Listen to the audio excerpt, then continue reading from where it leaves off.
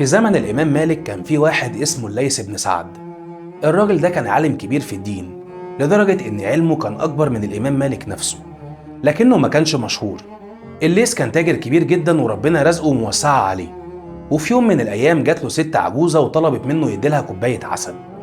فالليث قال لها لا، أنا مش هديكي حاجة، وطلب منها تروح على بيتها. الست مشيت من عنده لكنها نفسها مكسورة وحزينة. وبعدها طلب من حد من الناس اللي شغالين عنده يمشي ورا الست دي ويعرف مكان بيتها. فالعامل ده نفذ كلامه وبعدها رجع للليث وقال له على عنوان الست دي. فالليث قال له خد برميل العسل ده وروح اديه للست دي. باقي العمال استغربوا وقالوا له هي جات لك طلبت منك كوبايه عسل تقوم تديها برميل؟ فرد عليهم الليث وقال لهم هي لما طلبت مقامها، وانا لما هدي مقامي، وانا مقامي كبير ولازم العطاء يبقى على مقياس المقام. الليث بن سعد لما فكر يطلع حاجه لله ويدي للست اللي جت طلبت منه، اداها اضعاف اللي طلبته، عشان عارف ومتاكد ان ربنا هيعوضه، وان البرميل اللي خرجه لله ده ربنا هيكرمه باضعاف اضعافه.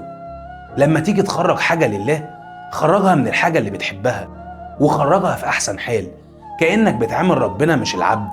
وخليك فاكر كويس ان الجزاء من جنس العمل، وان الحاجه اللي هتخرج منها حق ربنا بتزيد وربنا هيبارك لك فيها.